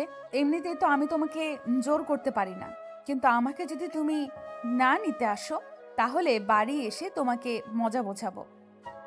মিন্টু মাথা নাড়িয়ে হ্যাঁ সূচক জানায়। মিনা এই বলে যখনই চলে যাবে তখনই পেছন থেকে মিনার হাতটা টেনে ধরে কপালে একটা চুমু খায়। তারপর মিনার একটা লজ্জামাখা হাসি দিয়ে চলে যায় তার বান্ধবীর বাড়ির উদ্দেশ্যে। এইদিকে সেই 3টা ছেলেকে মারতে মারতে আধমরা করে ফেলেছে, প্রায় শরীরের মাংসগুলো খুলে খুলে পড়ছে। মাঝে মধ্যে রক্তমাখা শরীরের চামড়াগুলো ফেটে যাওয়ায় সেই জায়গাগুলোতে বাজারের সব থেকে চিকন দামি লবণটা ছেটানো সাথে সাথেই পানি ছেটাচ্ছে যে ক্ষতস্থানগুলোতে। ততই ছেলেগুলো আর্তনাদের সাথে চিৎকার করছে, কিন্তু তাদের চিৎকার বাইরে যায় না, কেননা পুরো রুমটাই সাউন্ড প্রুফ। এক পর্যায়ে ছেলে 3টা শরীরের মাংসগুলো খসে পড়তে শুরু করে। ছেলেগুলা মারতে মারতে তারা 16 ঘন্টা পর ছেলেগুলো পৃথিবীর এই সুন্দর মায়া মমতা ত্যাগ করে ছেলেগুলোর ফোনগুলোতে আবার ভিডিও পাঠিয়ে দেয় সবগুলো নাম্বারে। তারপর ফোনগুলো পুরোপুরি নষ্ট করে দেয় যাতে তাদের লোকেশন ট্র্যাক করতে না পারে। অন্যদিকে আগেরবার ভিডিওটা পাওয়ার সাথে সাথে আমজাদ হোসেন ও সাম্মাদ হোসেন তাদের লোকদের মোবাইল লোকেশন ট্র্যাক করার জায়গায় চলে আসতে বলে। কিছুক্ষণের মধ্যে তারা উপস্থিত হয়ে যায় সেই জায়গায়, কিন্তু তার আগেই নয়ন ও আব্দুল সেখান থেকে পালিয়ে যায়। আমজাদ হোসেন ও সামাদের লোকেরা সেখানে এসে দেখতে পায় পুরো রুমটা ফাঁকা, শুধু তাদের দলে সেই 4টা ছেলে নির্মমভাবে অত্যাচার করার কারণে রশির সাথে ঝুলে আছে তাদের মৃত 4টি দেহ। ফোন করে সব ঘটনা জানায় সামাদ ও আমজাদ হোসেনকে। আমজাদ হোসেন এটা শুনে তার পাশে দাঁড়িয়ে থাকা কয়েকজন বডিগার্ডের উপর পরপর বেশ কয়েকটা গুলি চালায়। বডিগার্ডগুলো সেখানে কলা গাছের মতো শুয়ে পড়ে, সামনে থাকা কাচের গ্লাসটি ভেঙে ফেলে। আমজাদ হোসেন ও সামাদ হোসেনের এইরকম রাগ দেখে পাশে থাকা কয়েকজন বডিগার্ড তাদের শান্ত হতে বলে। এবার মাঠে নিজেরাই নামবে বলে সিদ্ধান্ত নেয়। আমজাদ হোসেন বলে ওঠে সামাদ হোসেনকে, তারপর দুজনে বেরিয়ে পড়ে এমকে দুনিয়া থেকে সরিয়ে দেবে বলে। এদিকে মিনা তার বান্ধবীদের সাথে পার্টিতে গেছে তার ওই বান্ধবীর বাড়িতে। কোনোভাবে কোনো এক নেটওয়ার্কের মাধ্যমে সব খবর পেয়ে যায় আমজাদ হোসেন ও সামাদ হোসেনের লোকেরা। এক অজানা ব্যক্তিকে ফোন করে বলে দেয় সামাদ হোসেনকে, বস, আমি এমকে স্যারের কিছু পিক পাঠাচ্ছি ও তার ওয়াইফের। তবে একটা সত্যি, পুরো 500 কোটি টাকা দিতে হবে আমাকে, এবং বাংলাদেশের একটা রাজ্য আমাকে দিয়ে দিতে হবে, যেটাতে শুধু আমার কথাই পুরো দেশ চলবে। আরে চুপ বেটা বাঘের বাচ্চা, তুই শুধু 500 কোটি কেন, আমার ও সমাদ হোসেনের পুরো সম্পত্তি চাইলে তোকে দিয়ে দিতাম। তোকে শুধু টাকা দিয়ে চিন্তা করতে হবে না, তুই শুধু পিকগুলো আমাদের পাঠা এবং তার বর্তমান ঠিকানা আমাদের পাঠা, তোকে টাকা দিয়ে পুরো ভরিয়ে দেব। এই বলে ফোনের ওপাশে থাকা অজানা ব্যক্তিটি ফোন কেটে দিয়ে অট্ট হাসিতে মেতে ওঠে। কিছুক্ষণের মধ্যে সামাদ ও আমজাদ হোসেনের মোবাইলে সেই দুজনের লোকেশন চলে আসে। দ্রুত আমজাদ হোসেন এবং সামাদ হোসেন লোকেশন অনুযায়ী চলে যায় তাদের তুলে আনতে। এদিকে ফোনে সেই অজানা ব্যক্তিটি ছিল এমকের কাছের লোক আব্দুল।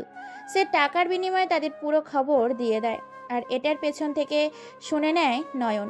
নয়ন এটা জানার পরে সাথে সাথেই আব্দুলকে সেখানে গুলি করে হত্যা করে এবং দ্রুত সব ঘটনা এমকে জানায়। এমকে সবটা জানতে পেরে দ্রুত মিনার কাছে রওনা দেয় তার সাঙ্গপাঙ্গ ধরে। আজকে কেন জানি না কাছের রাস্তাটাও এত দূরের লাগছে। হাই স্পিডে গাড়ি চলছে হাইওয়ে রাস্তায়, উপরে রাস্তায় নিচ দিয়ে যাচ্ছে ট্রেনের রেল লাইন, তারপরে ব্রিজ, তারপরে মানুষের চলাচল ও সমাগম তার জান পাখির উদ্দেশ্যে। এদিকে আমজাদ হোসেন সামাদ হোসেন পৌঁছে যায় মিনার সেই বান্ধবীর বাড়িতে। সেখানে গিয়ে প্রায় 50 জনের মতো লোককে নিয়ে বাড়ির ভেতরে প্রবেশ করে, আর মিনাকে সেখান থেকে তুলে নিয়ে আসতে গেলে সেখানকার লোকেরা বাধা দিতে আসে। যারাই বাধা দিয়েছে তাদেরকেই নৃশংসভাবে গুলি করে হত্যা করেছে। গুলির শব্দে চারদিকের মানুষ ছোটাছুটি শুরু করেছে। আনন্দের উল্লাসে মেতে ওঠা বাড়িটা মুহূর্তের মধ্যেই শ্মশানে পরিণত হয়ে যায়। আনন্দে উল্লাসে মেতে ওঠা বাড়িটা মুহূর্তের মধ্যেই শ্মশানে পরিণত করে দেয়। সেই অজানা ব্যক্তিগুলো বেরিয়ে যায় সেই হামলাকারার পরে বাড়ি থেকে। তারপরে কিছুক্ষণের মধ্যেই পৌঁছে যায় এমকে। তার পুরো দল বাড়ির সামনে তো রক্ত ছাড়া, লাশ ছাড়া চোখ দিয়ে কোনো কিছুই দেখতে পায় না। মিনার জন্য ভীষণ টেনশন হচ্ছে, অল্প কিছুক্ষণের মধ্যে কি থেকে কি হয়ে গেল। অন্যদিকে হেলিকপ্টারে করে উড়াল দিয়েছে মিনাকে নিয়ে আমজাদ হোসেন ও সামাদ হোসেন সেই অজানা নিজের দেশে। ব্যাঙ্গালোরে হচ্ছে তাদের আসল দেশ, আর সেখানেই তারা রাজত্ব করে। সকল রকম ক্রিমিনালের রেকর্ড আছে তাদের ওই দেশে। পর্নোগ্রাফি থেকে শুরু করে নারী পাচার থেকে শুরু করে শিশু পাচার, অত্যাচার থেকে হীরা পাচার, সকল রকম বেআইনি কাজ তারা সেখানে বসেই পুরো পৃথিবীতে ছড়িয়ে দেয়। হেলিকপ্টারে উড়ালের সাথে সাথেই ফোন দেয় আবার এমকে নাম্বারে, কিন্তু ফোন বেজে চলেছে এমকে। ফোনের দিকে কোনো হুঁশ নেই। সে দ্রুত গাড়ি নিয়ে ছুটছে তার অজানা গন্তব্যের উদ্দেশ্যে, তার ভালোবাসার জান পাখিটা রক্ষা করার পেছনে। আকাশে দুইটা হেলিকপ্টার, হাজারো জনগণ দেখে আছে। আকাশের দিকে তাকিয়ে আছে হেলিকপ্টারগুলোর দিকে। আমজাদ হোসেন হুঙ্কার দিয়ে বলে ওঠে এমকে। কিরে শালা হালার পো, কোথায় আছিস তুই? তোর জান পাখিকে তুলে এনেছি আমরা। এলাকায় বাঙ্গালোরের তোর সাথে খেলা হবে সেখানেই। সবেমাত্র তোর কাছে 1 সপ্তাহ আছে, পারলে খুঁজে বের করে দেখা। তুই তো ভুলে গেছিস যে আমি কে। শুধু বাংলাদেশের নয়, পুরো আন্ডারওয়ার্ল্ড জুড়ে শুধু আমারই রাজত্ব। আর তুই আমাকে রাজপথ দেখাচ্ছিস? শুনে রাখ, রাজ্যটা আমার ছিল, আমারই আছে। রাজা আমি ছিলাম, আমি থাকবো। আর রাজ্য আমার ছিল, আমারই হবে। আমি আসি তোর শহরে তোর জীবন কবজ করতে। চলাই, দেখা যাক কার কত পাওয়ার। দ্রুত সবগুলো গাড়িকে একত্রে করে চলে আসে তার নিজস্ব প্রাইভেট জ্যাক হেলিকপ্টার ল্যান্ড করার মাঠে। প্রায় সেখানেই 35টির বেশি হেলিকপ্টার রাখা আছে। আছে বেশ কয়েকটি প্রাইভেট প্লেন, যেগুলোর এক একটির দাম কয়েকশো কোটি টাকা। প্রায় 5,000-এর বেশি ছেলেপিলে নিয়ে উপস্থিত হয় পুরো মাঠে। উড়াল দেয় একসাথে 30টির বেশি হেলিকপ্টার। হাঁ করে তাকিয়ে আছে রংপুর বিভাগের বাসিন্দাগুলা, পঞ্চগড় ডিস্ট্রিক্টের মানুষগুলা, অটোয়ারি উপজেলা, অটোয়ারি ফকিরগঞ্জ বাজারের হাজার হাজার জনতা তাকিয়ে আছে আকাশের দিকে, কেননা সেখান থেকে উড়াল দিয়েছে অনেকগুলা হেলিকপ্টার। আকাশে তাকালে শুধু শোনা যায় ভন ভন আওয়াজ। হেলিকপ্টার আর জ্যাক প্ল্যানগুলো রওনা দিয়েছে ব্যাঙ্গালোরে যাওয়ার উদ্দেশ্যে। মুহূর্তের মধ্যেই পুরো আকাশটা হেলিকপ্টার আর প্লেনে ছেয়ে গেছে। যেদিক দিয়েই যাচ্ছে সেদিক দিয়েই মানুষগুলো হা করে তাকিয়ে আছে। The power of godfather criminal is boy MK. কয়েক ঘন্টা অতিক্রম করে চলে আসে ব্যাঙ্গালোর শহরে। ব্যাঙ্গালোরে হাজার হাজার জনতা তাকিয়ে আছে। প্লেনগুলোর ল্যান্ড করার মতো কোনো জায়গা নেই, যে সেখানে পাচ্ছে সেখানেই ল্যান্ড করছে। ব্যাঙ্গালোর শহরে প্রধান কোটিপতি কিংডম জেনারেল হাবিব মোল্লার সাথে যোগাযোগ করে পুরো প্রোটেকশন নিয়ে নেয় এমকে। সরকারের সাথে কন্ট্যাক্ট করে একটা হেলিকপ্টার যেখানে পরে সেখানেই ল্যান্ড করে, তারপর উড়ে পড়ে BMW কালো রঙের গাড়িগুলোতে। এদিকে খবর পেয়ে গেছে আমজাদ হোসেন ভালো করেই প্রোটেকশন নিয়ে নিয়েছে। পুরো এলাকা তো তন্ন তন্ন করে খুঁজে নিয়েছে। হঠাৎ করে এমকের ফোনে একটা কল আসে, আর এমকে ফোন রিসিভ করতেই বলে ওঠে ফোনের ওপাশে থাকা অজানা ব্যক্তিটি। আমি আমজাদ হোসেনের ওয়াইফ সুধা বলছি। তোমাকে যে কারণে ফোন করলাম, পুরো ব্যাঙ্গালোর শহরটাকে আমাকে তুলে দিতে হবে, সাথে 100 কোটি টাকা দিতে হবে। পুরো ব্যাঙ্গালোর শহরে যদি আমাকে রাজ করতে দাও, তবে আমি আমজাদ হোসেন, সামাদ হোসেন ও তোমার জান পাখির খবর দিতে পারি। রাজি আছি। আমি এমকে। আমার বুলেট মিস হতে পারে, কিন্তু আমার কথা মিস হয় না। তোমার সব সত্যি আমি রাজি। ওকে। কিছুক্ষণের মধ্যেই মোবাইলে লোকেশন চলে আসে। এক মুহূর্ত দেরি না করে যাকে সে যার মতো পজিশন নিয়ে নিতে বলে, একাই বেরিয়ে চলে যায় এমকে সেই গোডাউনের উদ্দেশ্যে। কিছুক্ষণের মধ্যেই সেখানে পৌঁছে যায়। গাড়ি নিয়ে দরজা ভেঙে ভিতরে প্রবেশ করে। সেখানে গিয়ে দেখতে পায় মিনার শরীরে নাজেহাল অবস্থা। অশ্লীল ভাবে থাকে চেয়ারের সাথে বেঁধে রেখেছে। এটা দেখে মাথায় রক্ত উঠে যায়। কাউকে কোনো কিছু বলার সুযোগ না দিয়ে কেউ কোনো কিছু বুঝে ওঠার আগেই পায়ের কাছ থেকে বন্দুক বের করে 2 হাত দিয়ে AK-47 বন্দুকটা চালাতে থাকে। অন্যদিকে আমজাদ হোসেন ও সামাদ হোসেনের লোকেরাও এমকে মারার জন্য গুলি করেন। লেগে যায় সংঘর্ষ। হঠাৎ করে গোডাউনের ভিতর উপর থেকে মানুষগুলো গোলাগুলি শব্দে পুরোপুরি এলাকা থমকে যায়। সাথে সাথে পুরো ব্যাঙ্গালোর শহরে আইন বাহিনী এবং এমকের সাথে 5,000 কালো পোশাকধারী বাহিনী পুরো বাড়িটিকে ঘেরাও করে নেয়। এক এক করে সবাইকে মেরে ফেলে। এর মধ্যেই অনেকগুলো লোক মারা গেছে, শুধু দাঁড়িয়ে আছে আমজাদ হোসেন। এমকে হাতের ইশারা দিয়ে প্লেনের নিচে রশি দিয়ে বেঁধে নিয়ে আসে বাংলাদেশে। ব্যাঙ্গালোরের সরকার অনেক সাপোর্ট দিয়েছে এমকে, সাথে মহিলাটার কথা মতো তাকে সব সত্য পূরণ করে দেয়।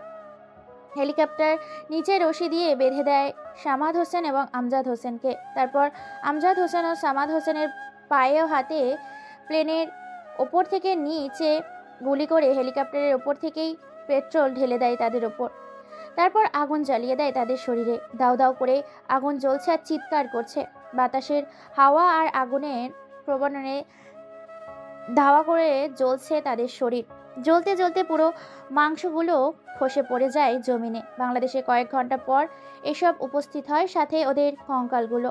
শুধু এসেছে তারা, তাদের রক্ত বা শরীরের চামড়া মাংস কোনো কিছুই আসেনি, শুধু এসেছে কঙ্কালগুলো। তারপর সেই কঙ্কালগুলোকে ভেঙে ফেলে এমকে। সারা পত্রিকায় টেলিভিশনে ছড়িয়ে যায় আন্ডারওয়ার্ল্ড এবং আন্ডারগ্রাউন্ডের ক্রিমিনাল বয় এমকে। মিনা বেশ রেগে আছে। রুমের ভেতরে প্রবেশ করতে মিনা বলে ওঠে এমকে, ওখানে দাঁড়াও, রুমে ঢুকবে না।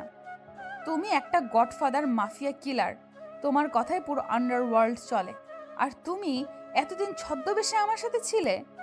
এমকে আরো কিছু বলতে যাবে, কিন্তু বলতে দেয় না মিনা। আবার বলে ওঠে, কি বলবে তুমি, কি বলবে? আজ যদি তোমার কিছু হয়ে যেত তাহলে আমি কি নিয়ে বাঁচতাম? আমি তোমাকে এইসব করতে বলেছি, কেন তুমি এইসব করেছো? কার জন্য করেছো? বলে ওঠে এবার এমকে। শুধু নিজেরটা ভাবলে হবে না, বরং বাংলাদেশে আরও 23 কোটি মানুষের ভালো মন্দ সুখ দুঃখ আমাকে ভাবতে হবে। চলো না আমরা নতুন করে শুরু করি। চুপ, আর একটা কথাও বলবি না তুই। যেন এমন বলতে হয় না। তোমাকে একটা নয়, তিনটা নয়, পুরো একটা ফুটবল টিম গিফট করব। একটা চান্স দাও। মিনাকে আর কিছু বলতে না দিয়ে এমকে মিনার দুই ঠোঁটে নিজের দখলে নিয়ে নেয়। তারপর বিছানায় হারিয়ে যায় অন্য এক পৃথিবীর রঙিন ভালোবাসায়। দেখতে দেখতে পুরো একটা ফুটবল টিম জন্ম দিয়েছে। বিশাল রাজনৈতিক নেতা হচ্ছে এই এমকে। সুখে শান্তিতেই চলছে তাদের সংসার। তাদের জীবন ভালোবাসার রঙিন রঙিন হয়ে যাক।